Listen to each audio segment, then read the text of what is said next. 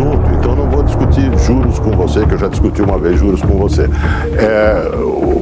O tema podemos aqui discutir de novo, viu, Demétrio? Não tenho nenhum problema. Não, mas é que eu quero entender melhor a questão do FGTS, porque a comparação que você fez foi com o uso do FGTS para o Minha Casa Minha Vida. Mas no caso da permissão da entrega parcial do FGTS para instituições financeiras, quem ganha a casa são os bancos, não os trabalhadores. Olá, Boulos, folgo em vê-lo vermelho, forte e sacudido. Você disse agora há pouco que o governo tem do lado dos trabalhadores. E é em torno disso que eu quero fazer uma pergunta sobre endividamento e FGTS. Tá? Nós temos um aumento muito grande do endividamento das famílias no Brasil, endividamento com instituições financeiras, que foi, em parte, impulsionado pela extensão do crédito consignado. Crédito consignado lá atrás, inventado por Lula, num governo anterior, que depois foi estendido, agora há pouco estendido ao setor privado. Crédito consignado que penhora salário e aposentadoria. Eu acho isso ilegal, mas a justiça brasileira acha que tudo bem. Isso ajudou a impulsionar o endividamento das famílias. Agora circula aí a ideia, a proposta do governo de utilização do FGTS ou de parte do FGTS para pagar endividamento.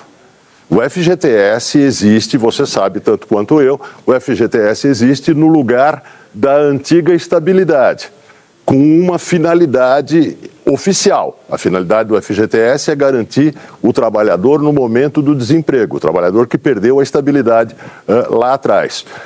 Agora, com essa proposta, o trabalhador vai perder o FGTS, ou pelo menos parte dele, que será entregue às instituições financeiras. Então, eu quero entender um governo que tem lado, é a favor dos trabalhadores, se veste de vermelho, mas estimula o crédito consignado, que penhora salário e renda, e está propondo que o FGTS seja transferido para as instituições financeiras. Boa tarde, Demétrio. Você, cortante como sempre. Mas queria responder as tuas questões de maneira bem objetiva e direta. O governo do presidente Lula tem o lado dos trabalhadores, e exatamente por isso o governo do presidente Lula está aliviando o sufoco da família trabalhadora com o uso do FGTS. Não é verdade que isso vai acabar com o FGTS, que o trabalhador vai perder o FGTS. Aliás, não é nenhuma novidade que se utilize o FGTS para finalidades sociais. O próprio governo do presidente Lula, quando criou o programa Minha Casa Minha Vida, ele é financiado numa medida importante por recursos do FGTS, para garantir casa própria ao trabalhador. Ou seja, isso não é uma apropriação pelas instituições financeiras, isso é garantir um fundo que é dos trabalhadores para melhorar a vida dos trabalhadores, seja para aliviá-lo numa situação de dívida extrema, em que tem trabalhador que recorre ao agiota e é ameaçado de morte, é melhor ter recursos do FGTS para isso, seja para garantir a sua casa própria, como Minha Casa Minha Vida faz há 17 anos no Brasil. Então, não há qualquer tipo de contrariedade com a pauta dos trabalhadores em usar o FGTS para os próprios trabalhadores. Muito pelo contrário. Agora, em relação ao consignado, é importante mencionar, consignado foi uma conquista, porque ele, em tese, tem juros mais baixos do que o juro de mercado, por dar uma garantia maior em folha. O problema não é o consignado não, Demétrio. O problema é o juro de agiotagem que as instituições financeiras cobram nesse país. Esse é o problema. O que está sufocando o trabalhador não é a existência do crédito consignado, é a taxa de juro escorchante do rotativo do cartão de crédito, do cheque especial. São os bancos que se acostumaram a viver num paraíso com taxas de juro totalmente fora do padrão internacional, como se atua no sistema financeiro brasileiro. É essa farra dos juros que endividou o trabalhador brasileiro. Farra contra a qual o governo do presidente Lula se coloca, se opõe, atua, e os governos da direita, os governos neoliberais, quando o presidente Lula diz que é contra os juros, que tem que baixar os juros, dizem que isso é uma intervenção indevida nas leis de mercado, né? Então é exatamente esse juro escorchante, próprio de agiotagem das instituições financeiras, dos bancos no Brasil, que está deixando a família trabalhadora sufocado. Não é o crédito consignado e muito menos o uso do FGTS para finalidades sociais. Bom, Luz, eu não queria fugir do assunto, então não vou discutir juros com você, que eu já discuti uma vez juros com você. Mas podemos discutir de novo, viu, Demétrio? Não tenho nenhum problema. Não, mas é que eu quero entender melhor a questão do FGTS, porque a comparação que você fez foi com o uso do FGTS para o Minha Casa Minha Vida. Mas no caso da permissão da entrega parcial do FGTS para instituições financeiras, quem ganha a casa são os bancos, não os trabalhadores.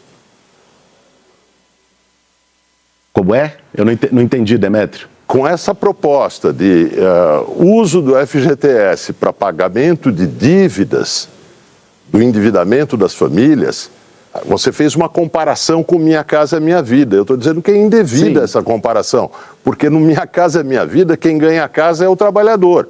E no caso do FGTS, quem ganha a casa é o banco. Não é quem ganha a casa é o banco.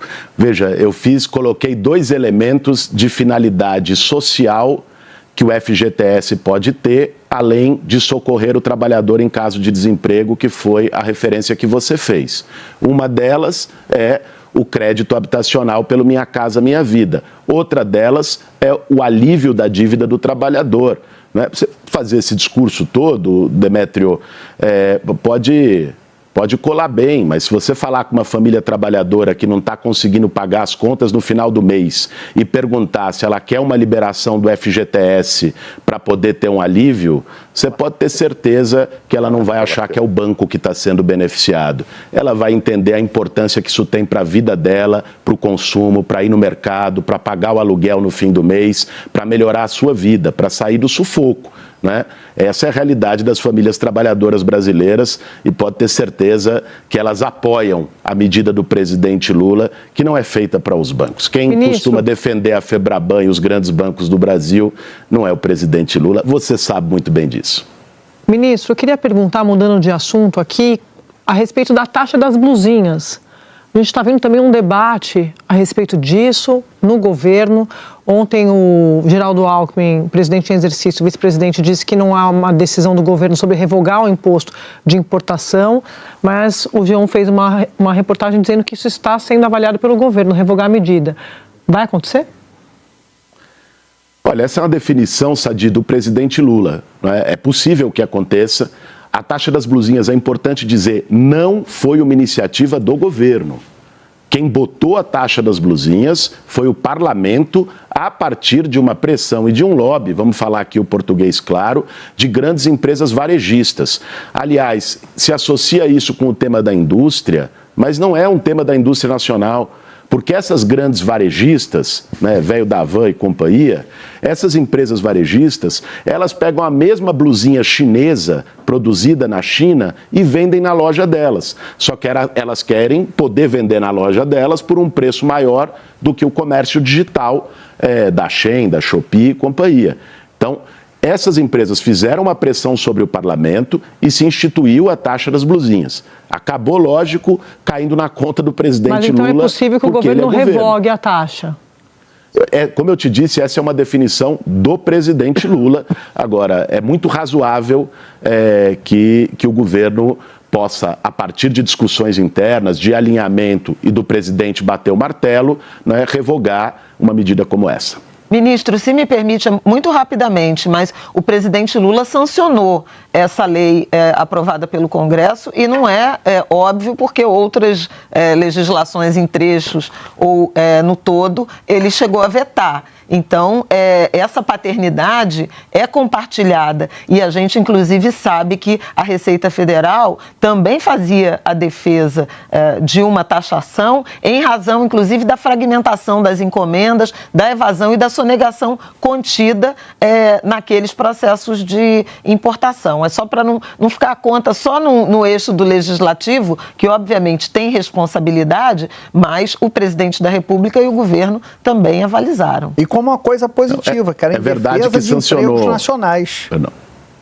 Desculpa, a alegação, Otávio, que eu não ouvi o que você falou. A alegação do governo na época é que estava defendendo empregos no Brasil. Não, veja, o governo sancionou uma lei aprovada pelo parlamento. O que eu disse aqui não é que o governo não tem responsabilidade na sanção. O que eu disse aqui é que não foi uma lei de iniciativa do governo, tá? Assim, o texto que o governo mandou para o Congresso não tinha taxa das blusinhas. Isso foi incluído pelo relator. E, infelizmente, isso não é dito, ou é pouco dito no debate público sobre taxa das blusinhas. E é importante que as pessoas conheçam, né? Agora, vendo a situação, é preciso ter um balanço. Quantos empregos isso gerou ou isso preservou no Brasil? Qual foi o custo que isso trouxe para as milhões de pessoas que fazem essas compras por plataformas digitais e que não deixaram de fazer? Né? Eu acho que com esse balanço em mãos, com um número em mãos, nós podemos tomar uma decisão mais efetiva. Eu acho plenamente razoável que se coloque na mesa a revogação da taxa das blusinhas, né? Agora, essa é uma definição do presidente Lula e, repito aqui, ouvindo todos os setores e as sensibilidades diferentes no governo. Existe um grande debate, inclusive entre os entregadores hoje. A proposta do governo, a informação que a gente tem é dessa taxa de entrega mínima de R$10 e que isso, nas redes sociais, está se transformando em ataques ao governo de que a entrega vai ter o seu preço aumentado, nem entregadores são 100% a favor. Eu queria lhe perguntar, com base nisso, o que fez o governo recuar e dizer que queremos deixar um pouco essa discussão para mais adiante, ou discutir mais, ou amadurecer essa discussão. É por conta do apoio que o governo está perdendo entre esses trabalhadores que são informais e que trabalham muitas horas hoje e que realmente não estão aderindo a esse discurso de apoio ao governo? Ana Flor, boa tarde primeiro. É justamente o contrário, tá? O governo fez um diálogo, eu coordenei isso na Secretaria-Geral da Presidência, junto com o ministro Marinho e outros 4 ministros. Nós fizemos um grupo de trabalho com 90 dias, ouvimos motoristas de Uber e entregadores de iFood do Brasil inteiro. Eu agora vim direto do aeroporto, estou voltando de Fortaleza. A gente fez o governo do Brasil na rua lá e eu fiz uma reunião, um encontro ontem com motoristas de Uber, né? Ouvi todos eles e a defesa desses trabalhadores é melhorar a sua remuneração. A pauta de R$10 por entrega, ela não é do governo. Essa pauta foi a pauta das manifestações dos entregadores de iFood nos últimos anos. Vale dizer, porque tem muita desinformação nesse debate, Ana Flor. Quando a gente falou R$10 por entrega, o povo falou, nossa, que absurdo, isso vai aumentar. O iFood já paga hoje R$7,50 por entrega. Nós estamos falando de aumentar R$2,50 na entrega. O iFood tem um lucro bilionário. A maior parte do rendimento do iFood vem numa taxa que eles cobram dos restaurantes de 28% de cada pedido. Imagine quantos milhões de pedidos tem no dia, né? Dizer que não tem margem para poder dar R$2 a mais para os trabalhadores, para os motoqueiros que arriscam a vida, que não tem nenhuma garantia numa entrega, para levar comida quente para nossa casa, isso é hipocrisia. A mesma coisa em relação à Uber, né? A Uber cobra uma taxa de retenção abusiva. O carro é do motorista, o trabalho é dele, a gasolina é dele, a manutenção é dele e a Uber fica com 40%, 50% de uma viagem. A pauta entre os motoristas e entregadores é essa e o governo acolheu essa pauta.